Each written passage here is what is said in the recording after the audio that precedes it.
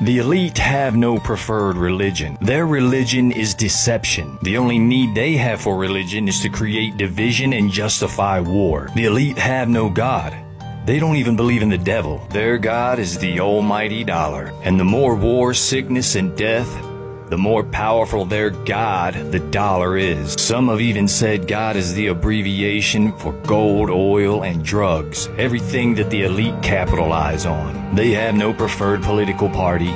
They utilize every one of them. They fund all parties. They advise all parties. They are masters of manipulation and psychology. They know the majority of humans better than they know themselves. They only make moves because they know how the majority of humans will respond and act. The question is, how long will we respond and react to their misinformation and propaganda? Y'all are surprised that some of the people at the top are eating people as if their ancestors haven't been doing that shit for hundreds of years.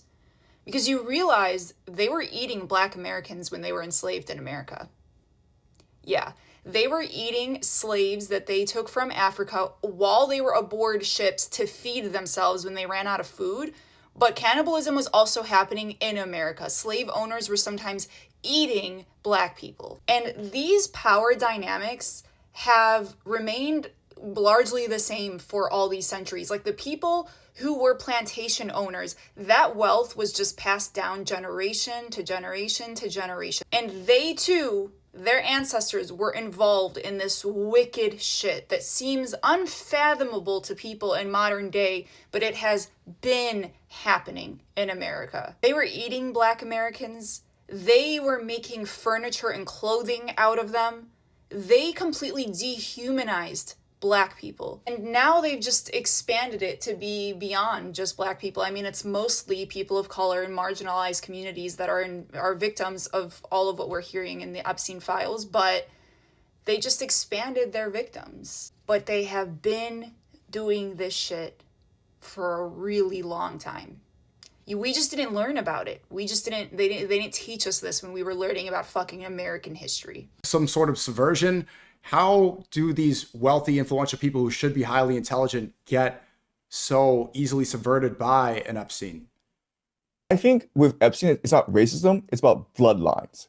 So if you are part of that circle of people, like the top elite, okay, you're really concerned about bloodlines. And the reason why is that you need to explain in your mind why you have all this power, all this money, because objectively, Bill Gates has like billions of dollars, right? So he's like 1,000 times wealthier than us, normal people, but he's like 1,000 times smarter.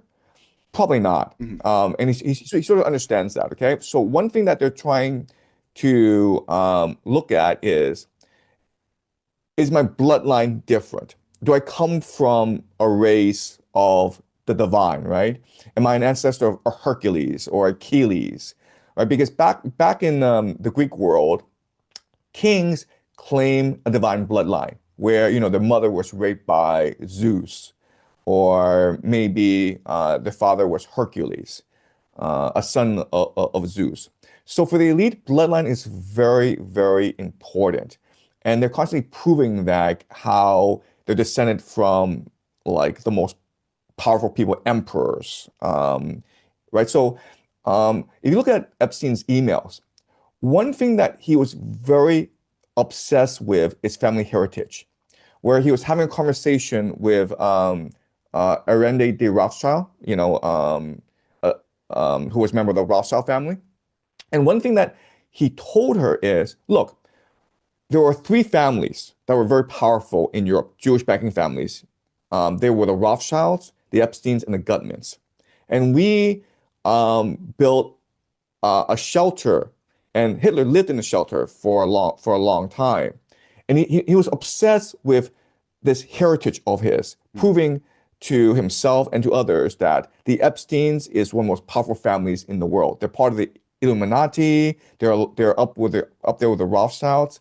So this is what the elite is just obsessed with, proving to themselves in the world that they're just divine, and that's why they rule. Because it's not because of their brilliance, it's not because of their ability. It's not because of their leadership skills. It's because they're divine. Their blood is just different from ours. You see, we often say that too much of everything is dangerous, and that includes too much money and even too much power.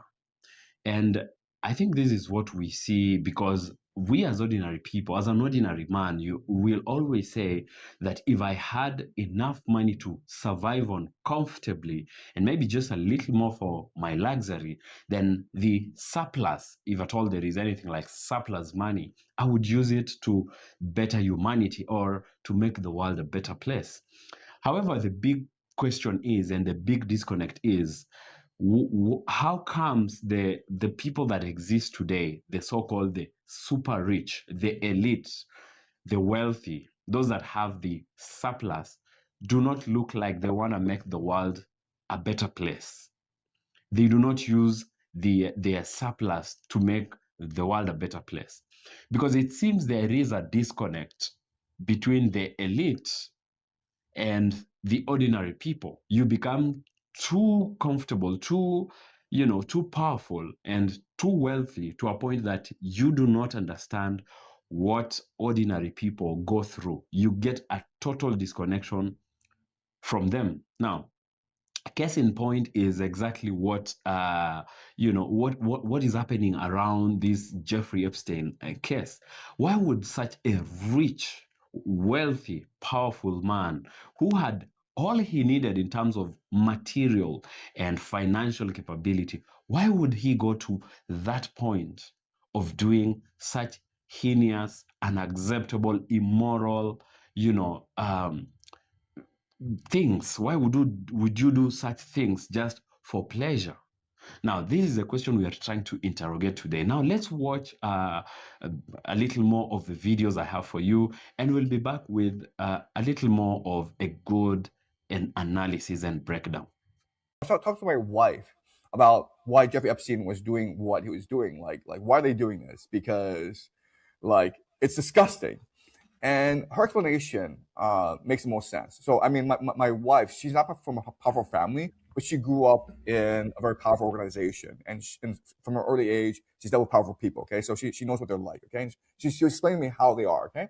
So the powerful people are usually born into a position of privilege. And if you're like that, there's no excitement in your life. There's no challenge. It's only just privilege. And privilege is boring. It's numbing. Okay. So for them, the greatest challenge is how do you find excitement? How do you stir a feeling in your heart in this world? Her explanation is you do it for children. Okay. Why? Well, first of all, it's like having a doll, right? A doll you can play with, a cat you can play with. But children are much more exciting. You can play with them, you can control them, you can manipulate them, you can abuse them. And the other thing is that you can scare children much more easily. Okay, so there's conspiracy theory where the elite draw energy from adrenochrome. Okay, and adrenochrome. Okay, and adrenochrome is just blood that is excited, blood that comes from fear. Okay, and so you drink that blood because this blood is rejuvenating.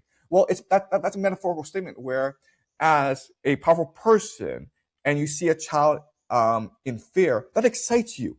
That excites you both sexually and psychologically and emotionally. And so you have seen these videos of like Prince Andrew just running around and grabbing children, and he was like really, really excited, really, really happy when he's doing that. And the reason why is that's the only thing that can bring him excitement. Another example is a Squid Game. I'm not sure if you've seen the Netflix series, The Squid Game, right? The entire premise of the Squid Game is you have all these rich people in South Korea, and they have like the most money in the world. They can do whatever they want. They can like sleep with the most beautiful movie star in the world. They don't want to do that because it's boring. Okay, they're looking for some excitement in their life, and that's why they create the Squid Game. All right, so the Squid Game is just a metaphor for Epstein Island, where these people are bored, man. They're bored by everything. They're bored by their own lives. They're bored by the people around them because they're all psychopaths.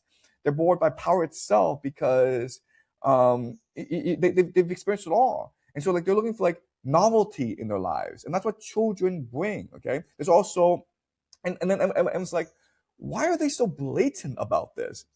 And my wife says it's psychology, where you have to have a risk of getting caught. You have to have the risk of being exposed in order for this to be exciting, okay? If it's all just hidden from everyone and no one can ever find out and there's no risk, it's not funny. It's not fun anymore, right? So I understand this sounds really disturbing, but unfortunately, if you give a certain group of people too much power, then this is the way they behave. And this has been true historically, okay? You look at any society. In China, guess what, guys? We do the same thing. All right, don't think that Chinese are more superior because of Confucianism. Don't think that the Indians are superior because of their Vedic tradition. No, everyone's the same. If you put people in positions of power, they're going to abuse it. All right, and what they want ultimately is novelty, excitement, feeling. All right, so like just you and me, we feel a tremendous rush when we achieve something. Well, they've achieved it all. So they need these sort of like sadistic, satanic rituals in order to feel alive again.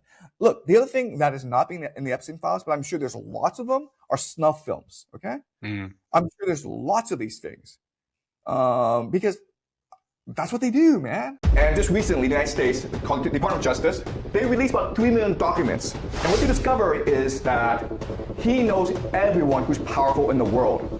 Bill Gates. At once, before the wealthiest man in the world, he was begging Jeff Epstein for money. Elon Musk, the wealthiest man in the world, he's actually trying to arrange an appointment with Jeffrey Epstein. All right, why? Because Jeffrey Epstein says, I represent the Rothschilds. All right, your money is fake. Your money is stock market money. Your money is an illusion. I represent real money, real power, real wealth. Okay? These are parasites. They look at geopolitics and they're like, how can we take advantage of geopolitical events to make the most money for ourselves? So what's happening is a civil war between the elite, these people, and the counter-elite. People who want to take the position and become the parasites. Okay? And that's why we're seeing this conflict right now emerge in America. Okay? All right. So now what I want to do is, I want to go more into the structure of this world. Okay? This. What I want to show you is that Jeffrey Epstein is one of the operators of the system. He works for the Rothschilds, as well as civil societies, as well as social capital, and he is embedded in science, crime, and intelligence, okay? And again, the evidence is something called the Epstein files. All right, so let's look at the Epstein files. Okay, so this is Jeffrey Epstein, and this is Donald Trump. All right, Jeffrey Epstein died in 2019 in a federal prison. And he was being charged with many crimes, and the FBI ran an investigation into him. And just recently, the United States, called the Department of Justice, the DOJ, on their website, they released about 3 million documents pertaining to the Epstein investigation. And a lot of these are emails. And what you discover is that he knows everyone who's powerful in the world. So for the longest time, it was believed that Jeffrey Epstein was a Mossad agent, okay? And his job was to lure powerful Americans such as Bill Gates, Bill Clinton, to his island called Epstein Island, where he would film them engage in compromising activities. And then he would blackmail them, okay? And that was for the longest time what people understood to be Jeffrey Epstein's role. But then when you look at the emails, what you recognize is that no, actually, that's what he did for fun. Actually, he made most of his money in arms trafficking and in money laundering. Also, Bill Gates wasn't going to Epstein Island to give Jeffrey Epstein money. Jeffrey Epstein, he went to ask for money. Think about this, okay? Bill Gates, at once, before the wealthiest man in the world, he was begging Jeffrey Epstein for money. Think about that. All right? Okay, so let us look at who he is. Okay, this is Peter Thiel. Peter Thiel, as you know, is one of the wealthiest men in America. And Peter Thiel and Jeffrey Epstein are arranging a time to meet. Again, it's not Jeffrey Epstein is seeking these guys out, they're seeking him out, okay? Elon Musk, the wealthiest man in the world, he's actually trying to arrange an appointment with Jeffrey Epstein. All right, why? Because Jeffrey Epstein says, I represent the Rothschilds. All right? Your money is fake. Your money is stock market money. Your money is an illusion. I represent real money, real power, real wealth, okay? All right, the Rothschilds. All right, so Jeffrey Epstein is very close with the Rothschild family. Why? Well, this is Irena de Rothschild, one of the members of the Rothschild family, okay? And in December 2018, okay, this is a year before he dies, all right? Jeffrey Epstein sends Aaron de Rothschild an email saying, hey, has China talked about the Epstein files? Is this in the media at all? What's the average person's perception of that as far as you can tell living in China? yeah, I mean, I hate to say this, but the Chinese imagination doesn't really exist. It's a very narrow algorithm. And it's, I mean, like I talk about how for the Freemasons, China is a vast colonial project. They've won, they've succeeded. So look at the communists, you look at the Marxists. If you just look at the history, the secret history, there was Freemasonic involvement, there was Jesuit involvement. Some of the earliest communists, Mao Zedong, they were being mentored by people aligned with the Jesuits and the Freemasons. These things did not happen organically, okay, because they wanted Marxism to triumph, because the world they want to create is techno-Marxism, okay, right? If you just look at what Pax Judaica is, if you just look at what the Holy Empire of Reason is, it is techno-Marxism. In fact, if you read Zbigniew Brzezinski, Between Two Ages, and he writes about the coming of the techno state. It's techno-Marxism, okay? And like Brzezinski was a Templar himself, or Rosicrucian, who knows? Like again, I don't know the specifics, okay? But I'm pretty sure he's a Freemason. And so China is key to that, because what China has done is wiped out historical memory. When you wipe out historical memory and all cultural residue, then you allow for the algorithmatization of the human mind. You can turn the human mind into pure reason. So in China, when you interact with Chinese people, they're no different from algorithms, okay? If you want someone to work, you're like, how much money are you going to pay me? It's never like, do I care? Am I interested? Will this make me good with God? They don't care. It's like, how much are you going to pay me? Right? In China, they have a saying, okay? It's like, survival is the highest reason. Imagine that. The only point of living is to survive. If you survive, you won. Like, what is... The Epstein list, release the files, and so on. Why? Why? You already know a huge number of people who were associated with Epstein. Clinton, Dershowitz, Chomsky, Steve Bannon, Donald Trump, Peter Thiel. So what? What have you done about it? Nothing. What have you done? So why would any more names make a difference if you got more names? What's the difference? It's just more people that you won't do anything about. More crimes that you won't do anything about. You know, you just keep asking for the files, actually, as a way to justify or to rationalize you not doing anything. You know, like, if only we had the files, we'd take action. Too bad they won't release the files, otherwise we would go completely ballistic. No one believes you. You're not fooling anyone. It's like those old cartoons, right, where they draw a line on the floor and tell their enemy, if you cross this line, you'll be sorry. And it keeps getting crossed. He just steps right over it, and then you just keep drawing a new line. This is you. This is the American people right now. So who's still feeding the elites? Has anyone actually thought to think about the fact that this is still happening? Because these monsters' appetites have not been satiated just because Jeffrey Epstein is dead. Oh no, they still have a desire to eat babies and children and have sex and do whatever they please with them. They still have a desire to hunt black people for sport. This is still happening. And I understand we want people in the past to pay for their crimes, as they absolutely should, but you have to understand that there's still someone who is supplying these monsters' needs. What's going on around us now is compelled change, forced change none of us asked for. And on a global scale, for the first time, a tiny dominant group thinks it can change, and certainly has the technology to change, to quote the title of the Oscar-winning movie, Everything, Everywhere, All at Once. And for the first time, it's not change for the better, but deliberate change for the worse, at least worse for the vast majority of people. To seek to make life worse for almost everyone, without everyone's consent, is a bold move, to be sure. It's also a move doomed to failure. Its architects are clever, but a vintage of clever I like to describe precisely as stupid clever. I've read it estimated that no more than 8,000 individuals count themselves among the significant clique making all the decisions. There are almost 8 billion people alive on Earth, which means we outnumber that clique by 1,000,000 to 1. Based on that alone, I say we can get the better of them. I would say it's also foolhardy for anyone, however rich, powerful and clever they might consider themselves to be, to think they can change everything for everyone while at the same time correctly predicting all of the consequences of their actions, and all the while being outnumbered by 999,999 folk disinclined to agree with them. There are many people, we all know them, who refuse to see the future that's being planned for them and steadily set in place, having been duped all their lives. And let me tell you, I know that feeling. The very notion of accepting they've been duped is too much for them, too painful, too frightening. Instead, they prefer to be angry with those who've been brave enough to accept they've been had and to talk freely about it. But the good news is, it doesn't take the billions to overturn the nonsense.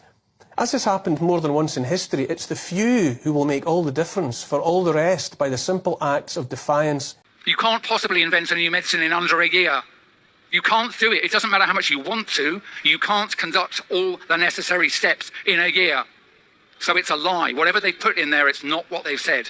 Last thing.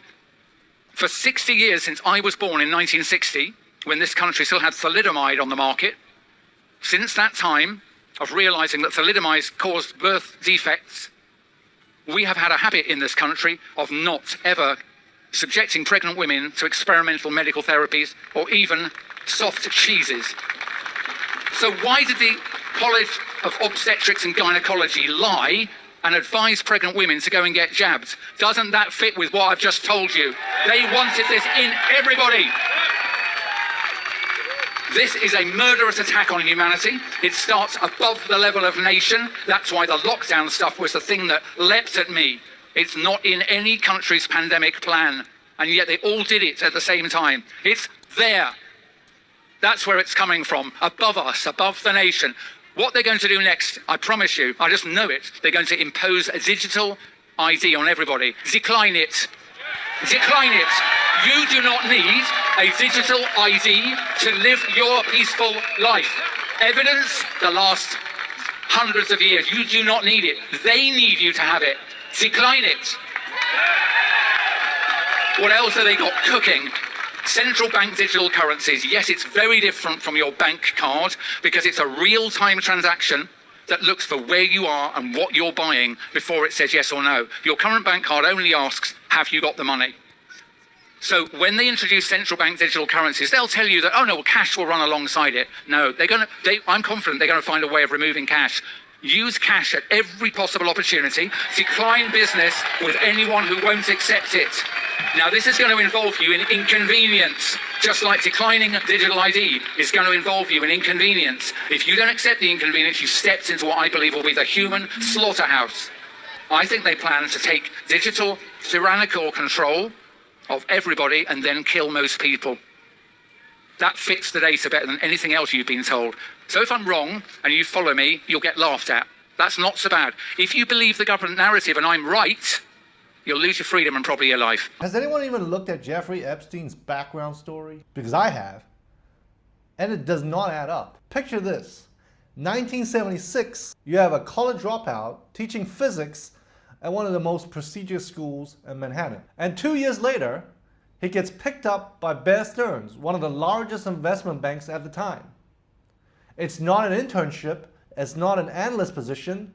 He goes straight to the trading floor. Talk to anybody on Wall Street. This kind of thing does not happen. And 4 years after that, he becomes limited partner. He must be the fastest partner track promotion in the history of Wall Street. 4 years today in investment banking, you're barely out of your analyst years. And as if all of that was not enough, he quits the position a year later to do consulting. There are much meagerly paid VPs out there who have golden handcuffs. And this guy, an option trading prodigy apparently, just leaves his job after a year? It's almost as if that was not his real job. Shortly after that, Epstein is wrapped up in one of the largest Ponzi schemes in US history, the largest before Bernie Madoff. And Epstein, despite being one of the key men in that operation, gets off scot-free. A few years later, he has his own advisory shop with one client. No audits, no employees, just Les Wexner, who gives him power of attorney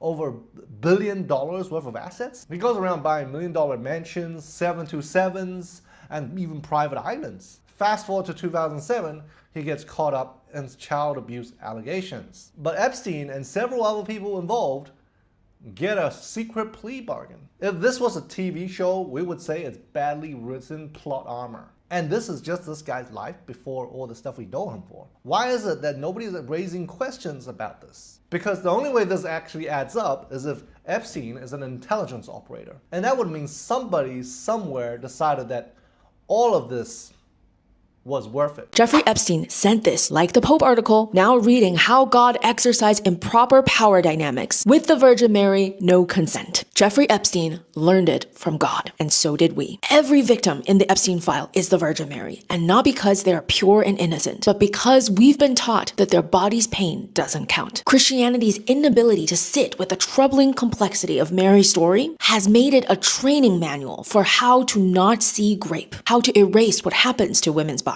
how to only count the suffering that doesn't threaten male power. This is the pattern that founded this country. The founding fathers raped and had children with enslaved black children. Jefferson with Sally Hemings was 14, about the same age as Mary when she conceived Jesus. One story we call holy, and the other one complicated, a relationship, a liaison, anything but what it actually is. Epstein didn't invent anything, he just carried on the torch. In 2013, Epstein commissioned this investigation into the origin of the Little St. James Island, which becomes the Epstein Island, to see if he can change the official name. The research came back and it was named after the relative of Virgin Mary, and he started calling it the Little St. Jeff. 5 years later, he sent that text. He was studying Mary's lack of consent while enacting what happened to Mary on the island bearing her family's name. This wasn't just passive cultural conditioning. It was conscious theological engagement. Where did he learn that a powerful man impregnating a young girl, especially one with no legal personhood, no ability to refuse, could be anything but grape? He learned it from Mary. We learned it from Mary. That when the man is powerful enough, important enough, chosen enough, what happens to her body can be called sacred destiny, participating in something larger than herself. This theological template for accepting predation became the template for political power, oligarchical power, and all of these systems required us to believe that certain men's access to certain bodies is just part of the natural order. The Bible was written by men in a world that treated women's and girls' bodies as available to male power. Whether the authors intended to justify the systems or portray the systems or simply could not imagine anything else, the effect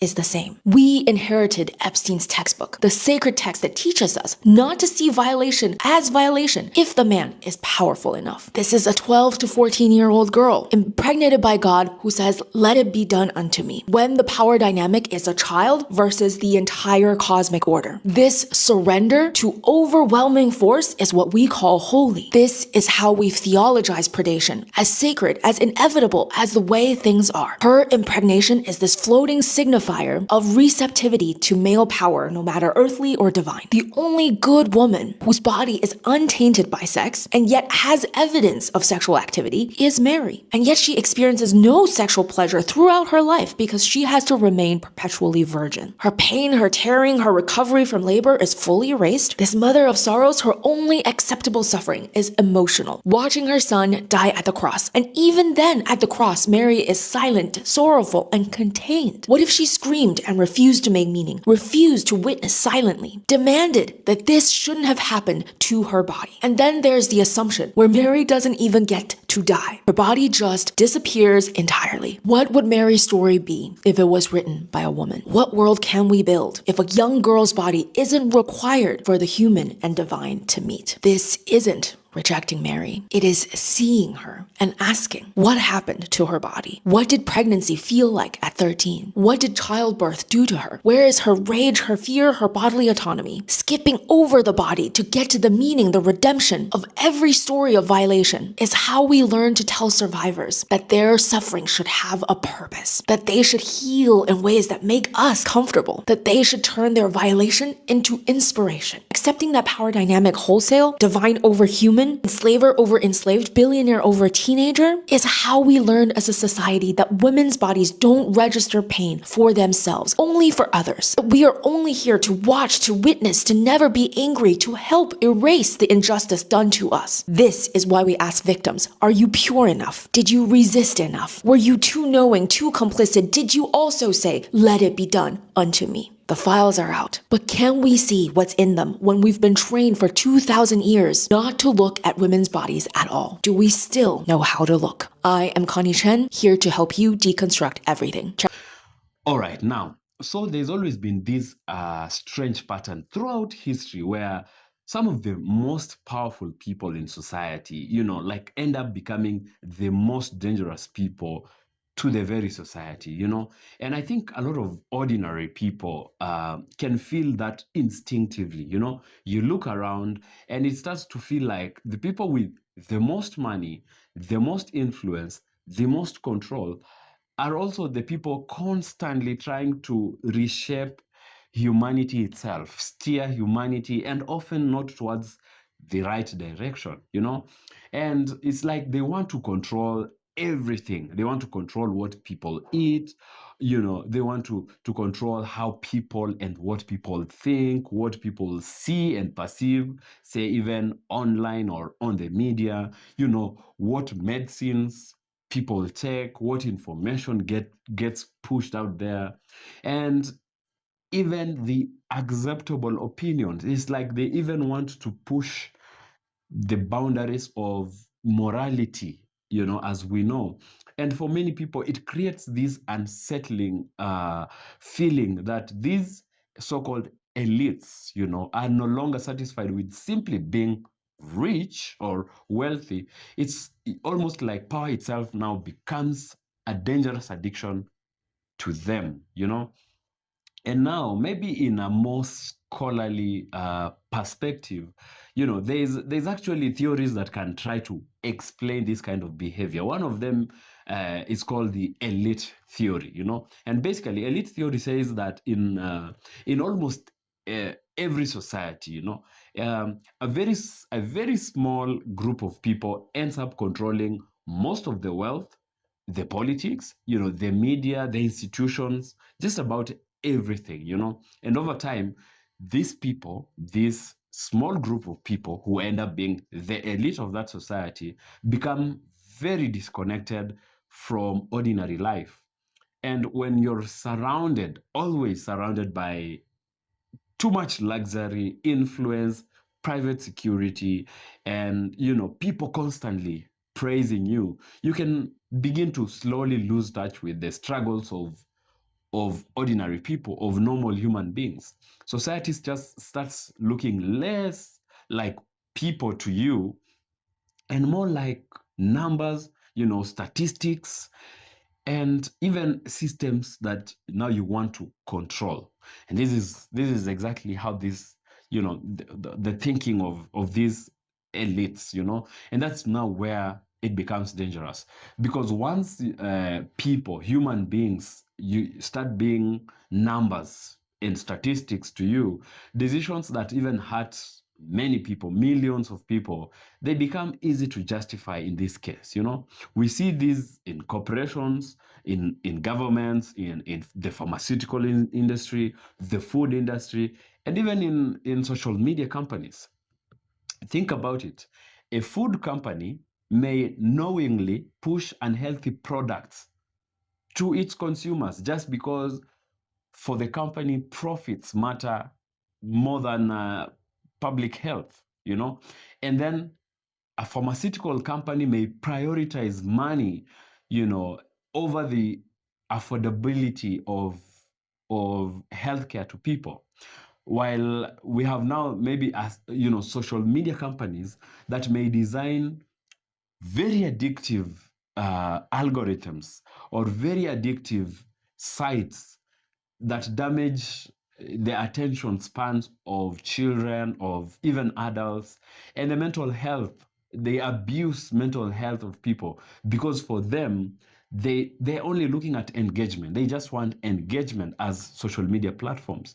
And most of the time, These are systems. It is systems driven by greed, by competition, by influence, and by power. There have been real cover-ups before, and people have seen that, real corruption in these situations, in such instances, and real experiments on populations, like even testing an unfit food product or a drug, a medicinal drug on real populations of people. And the pharmaceutical or the food industry or the elites behind this don't really care about the consequences of these people. Real lies from governments and corporations, we have seen that. So when major events like economic crashes and war, and even pandemics like the COVID-19, many people naturally become suspicious, and that's where conspiracy even gets that space where now it begins to grow, where people come up with conspiracy theories of what could be happening, and people start connecting the dots, sometimes correctly, sometimes incorrectly, because the human mind is always wired for patterns, especially during fear and uncertainty. We look for patterns and then we make conclusion based on that. But what is true is that concentrated power can become absolutely dangerous to society. Power changes people, and there is a reason. There is this famous quote or phrase that says power corrupts and absolute power corrupts absolutely. And the more power people or a small group of people have, the more they can start, believing that they should shape society according to their own personal biased visions, whether, it means influencing politics, controlling information, and even deciding for the masses, deciding what is best for everybody else without really caring or consulting whether other people, everybody else is comfortable with that. Once a handful of people control the money, the media, the technology, the food systems, and even public opinion, public conversations, society starts feeling less human and more like something engineered, and honestly, that fear is not entirely irrational. There is something backing, something really concrete behind that kind of fear. Yeah. So that's really my basic analysis on it. Let me know what you think about it. And if you have liked it, give this video a thumbs up and subscribe to the channel. And I'll see you in my next video.